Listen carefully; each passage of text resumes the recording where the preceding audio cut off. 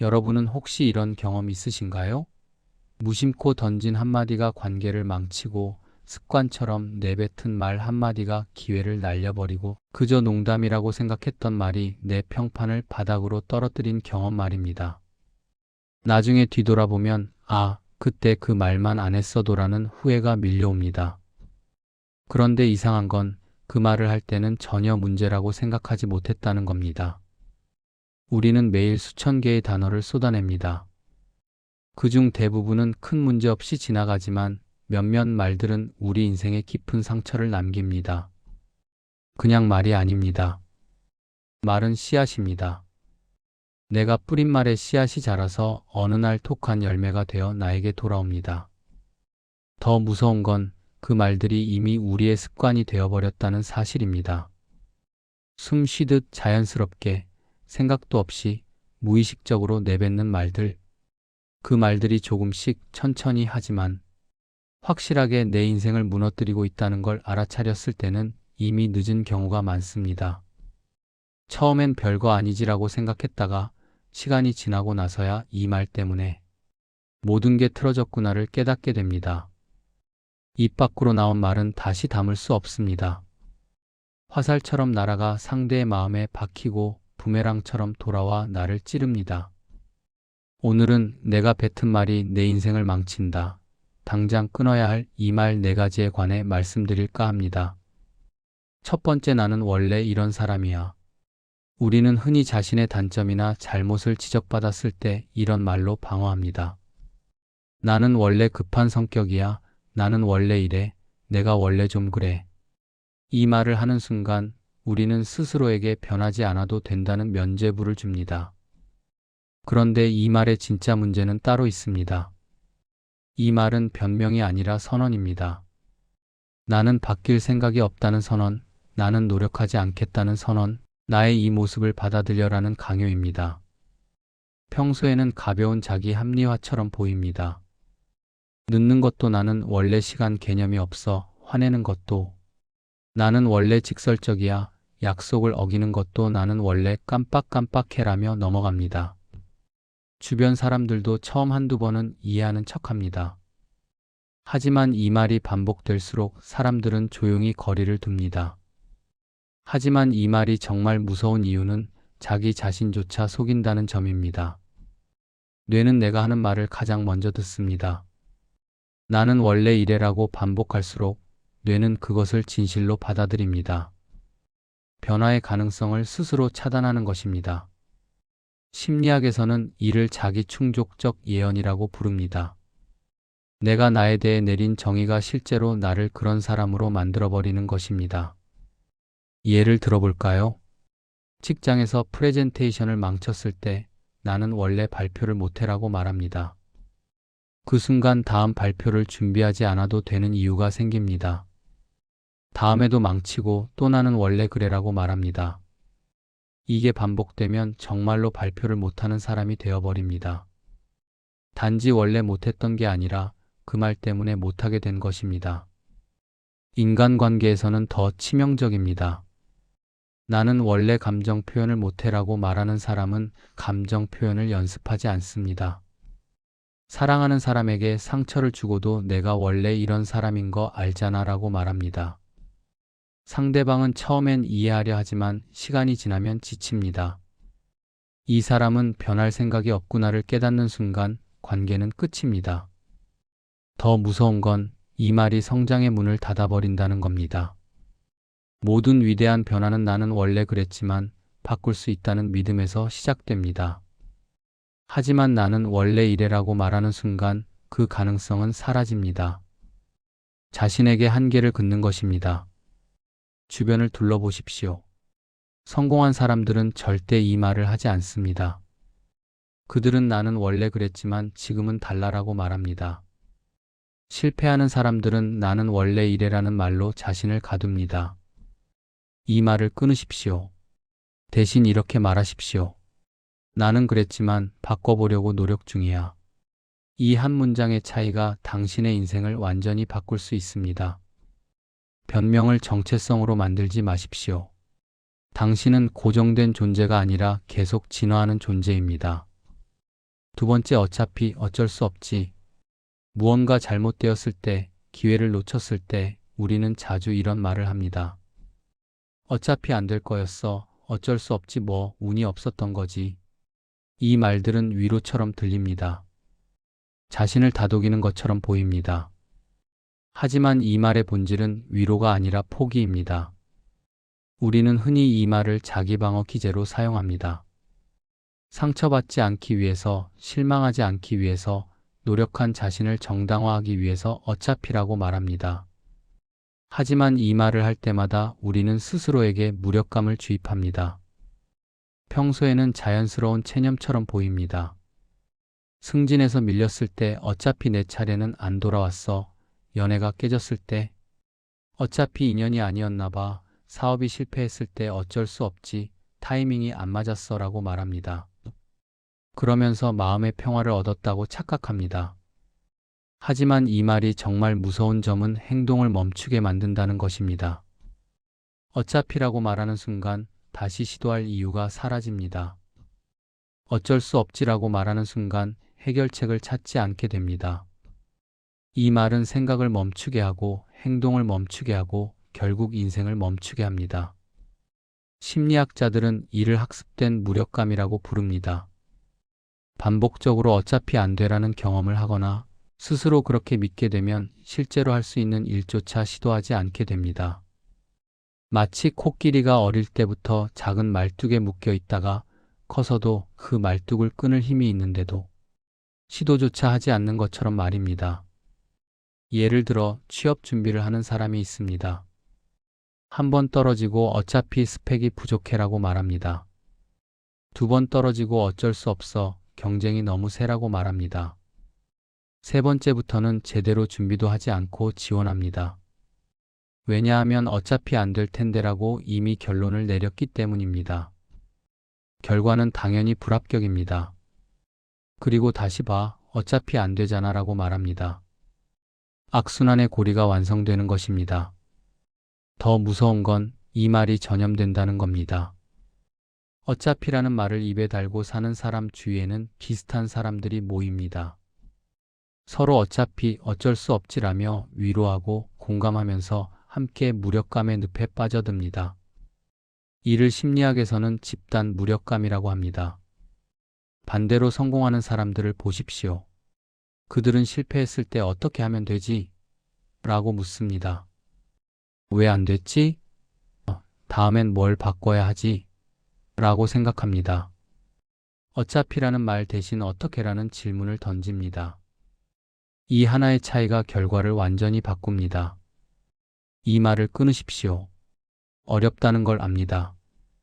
특히 힘들 때일수록 어차피라는 말이 입 밖으로 튀어나오려 합니다. 하지만 바로 그 순간 의식적으로 멈추고 다시 말하십시오. 어차피 안 돼. 대신 다시 한번 해볼까? 어쩔 수 없지. 대신 다른 방법은 없을까라고 말입니다. 작은 말의 변화가 인생의 방향을 바꿉니다. 세 번째, 내가 다 해줬는데, 내가 얼마나 해줬는데? 이 말만큼 관계를 빠르게 파괴하는 말도 드뭅니다. 부모가 자식에게, 상사가 부하에게, 친구가 친구에게, 연인이 연인에게 내가 널 위해서 얼마나 많은 걸 해줬는데, 내가 다 해줬는데 이게 뭐야? 이 말이 나오는 순간 관계는 점수표가 됩니다. 우리는 흔히 자신의 희생이나 노력을 인정받지 못한다고 느낄 때 이 말을 합니다. 섭섭함을, 배신감을, 분노를 표현하는 방법으로 이 말을 선택합니다. 하지만 이 말을 하는 순간 그동안 쌓아온 모든 좋은 행동들이 거래가 되어버립니다. 평소에는 상대방의 잘못을 지적하는 정당한 표현처럼 보입니다. 자식이 방황할 때 부모가 내가 너 키우느라 얼마나 고생했는데, 부하 직원이 실수했을 때 상사가 내가 널 얼마나 챙겨줬는데, 친구가 약속을 어겼을 때 내가 너한테 얼마나 잘해줬는데라고 말합니다. 순간적으로는 상대방이 미안해할지도 모릅니다. 하지만 이 말이 정말 무서운 점은 모든 관계를 거래로 만들어버린다는 겁니다. 진짜 사랑은 조건이 없습니다. 진짜 친절은 대가를 바라지 않습니다. 그런데 해줬는데라고 말하는 순간 그것이 거래였음을 고백하는 것입니다. 나는 내게 이만큼 투자했으니 너도 그만큼 돌려줘야 해라는 청구서를 내미는 것입니다. 예를 들어 부모가 자식에게 내가 너 공부시키느라 얼마나 돈 썼는데라고 말한다면 자식은 어떤 생각을 할까요? 아, 부모님의 사랑은 투자였구나. 나는 빚진 존재구나라고 느낍니다. 그 순간 따뜻했던 감사함은 차갑고 무거운 부채감으로 변합니다. 효도는 빚을 갚는 행위가 되어버립니다. 연인 사이에서는 더 치명적입니다. 내가 너한테 얼마나 잘해줬는데 이렇게 나올 수 있어? 라는 말은 상대방에게 죄책감을 주지만 동시에 사랑을 죽입니다. 사랑은 자유로운 마음에서 나오는데 이 말은 그 자유를 빼앗습니다. 상대방은 내가 받은 사랑은 사실 대가를 바라는 계약이었구나를 깨닫고 질식감을 느낍니다. 더 무서운 건 이 말을 하는 사람 자신도 불행해진다는 겁니다. 해줬는데라고 말하는 순간 자신이 베푼 모든 선의가 거래로 전락합니다. 본인도 순수하게 주고 싶어서 준 게 아니라 받기 위해서 준 것이 되어버립니다. 자신의 선의까지 더럽히는 것입니다. 그리고 이 말은 미래의 관계도 망칩니다. 한 번 해줬는데라는 말을 들은 사람은 다시는 편하게 받지 못합니다. 뭔가를 받을 때마다 이것도 나중에 청구서로 돌아오겠지라고 생각하게 됩니다.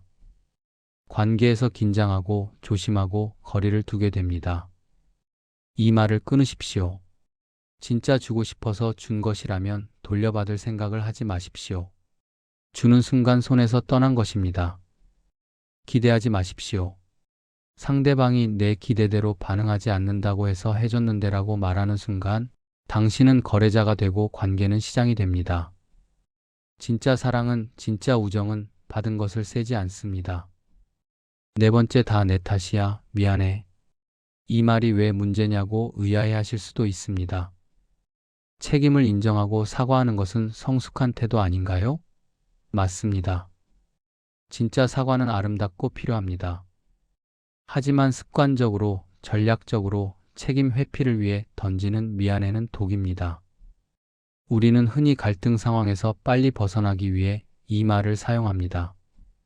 진짜 반성해서가 아니라 더 이상 얘기하기 싫어서 상대방을 조용히 시키기 위해서 미안해, 다 내 잘못이야 라고 말합니다. 그러면 상대방은 더 이상 따지기가 어려워집니다. 평소에는 겸손하고 배려심 깊은 사람처럼 보입니다. 무슨 일이 생기면 먼저 미안해라고 말하고 다 내 탓이야 라며 책임을 떠안는 것처럼 보입니다. 주변 사람들은 처음엔 참 좋은 사람이네라고 생각합니다. 잘못을 인정할 줄 아는 사람, 책임감 있는 사람으로 보이기 때문입니다. 하지만 이 말이 정말 무서운 점은 진짜 책임을 회피하는 도구가 된다는 것입니다. 습관적으로 미안해라고 말하는 사람은 정작 진짜 변화를 만들지 않습니다. 입으로는 내 잘못이야 라고 하지만 같은 실수를 반복합니다. 왜냐하면 진심으로 반성한 게 아니라 그냥 상황을 모면하려고 한 말이기 때문입니다. 예를 들어 약속 시간에 늦는 사람이 있습니다. 만날 때마다 미안해, 또 늦었네라고 말합니다. 처음 몇 번은 괜찮아라고 넘어갑니다. 하지만 계속 반복됩니다. 미안해라는 말은 점점 가벼워집니다. 상대방은 깨닫습니다. 이 사람은 미안하다는 말로 면죄부를 사려는 거구나. 진짜 미안한 게 아니라 내가 더 이상 뭐라 하지 못하게 막으려는 거구나를 말입니다. 더 교묘한 건 이 말을 조종의 도구로 쓰는 경우입니다. 다 내 탓이야, 내가 못나서 그래라고 극단적으로 자책하면 상대방은 오히려 위로해야 하는 상황이 됩니다. 따지려던 사람이 위로하는 사람이 되어버립니다. 피해자와 가해자가 뒤바뀌는 것입니다. 이건 사과가 아니라 감정적 조종입니다. 또한 이 말은 자기 자신에게도 해롭습니다. 습관적으로 다 내 탓이라고 말하다 보면 정말로 자기 탓이 아닌 것까지 떠안게 됩니다. 건강하지 않은 죄책감에 시달리고 자존감이 무너집니다. 진짜 책임과 그렇지 않은 것을 구분하지 못하게 됩니다. 진짜 사과는 구체적입니다. 미안해로 끝나지 않습니다. 내가 약속 시간을 지키지 못해서 내 시간을 뺏었어. 앞으로는 30분 일찍 출발할게처럼 구체적인 잘못을 인정하고 구체적인 변화를 약속합니다. 그리고 실제로 바뀝니다. 이 말을 끊으십시오. 정확히 말하면 습관적이고 전략적인 미안해를 끊으십시오. 진짜 잘못했을 때는 진심으로 사과하되 갈등을 피하기 위한 도구로, 상대방을 조종하기 위한 수단으로 변화하지 않으면서 면죄부만 받으려고 하는 미안해는 당장 멈추십시오. 그 말은 당신의 신뢰를 조금씩 갉아먹고 있습니다. 말은 공기 중으로 사라지지만 그 영향은 오래 남습니다. 칼로 베인 상처는 아물지만 말로 베인 상처는 평생 남습니다. 더 무서운 건 그 칼을 휘두른 사람이 바로 나 자신이라는 것입니다. 내가 내 인생을 망치는 말을 매일 내뱉고 있다는 것입니다. 여러분이 오늘 기억해야 할 것은 이것입니다. 말은 단순히 소리가 아닙니다. 말은 현실을 만듭니다. 내가 나에 대해 어떻게 말하느냐가 내가 어떤 사람이 되느냐를 결정합니다. 내가 타인에게 어떤 말을 하느냐가 어떤 관계를 갖느냐를 결정합니다. 바위에 떨어지는 물방울은 한 방울로는 아무 흔적도 남기지 못합니다. 하지만 1000번, 10,000번 떨어지면 바위에 구멍을 냅니다. 말도 마찬가지입니다. 한 번의 말은 별것 아닌 것처럼 보이지만 반복된 말은 인생을 바꿉니다. 나쁜 말을 반복하면 나쁜 인생이 되고 좋은 말을 반복하면 좋은 인생이 됩니다. 첫 번째, 나는 원래 이런 사람이야 변명을 정체성으로 포장하는 말. 두 번째, 어차피 어쩔 수 없지 스스로 무력함을 학습시키는 말. 세 번째, 내가 다 해줬는데 은혜를 강요하는 말. 네 번째, 다 내 탓이야 미안해 가짜 책임감으로 관계를 조종하는 말. 지금까지 내가 뱉은 말이 내 인생을 망친다. 당장 끊어야 할 이 말 4가지에 관해 말씀드렸습니다. 오늘부터라도 자신이 하는 말을 한 번 더 생각해 보십시오. 그 말이 나를 만들고 나의 관계를 만들고 나의 인생을 만듭니다. 좋은 말의 씨앗을 뿌리는 여러분이 되시길 바랍니다. 감사합니다. 바른 라디오였습니다.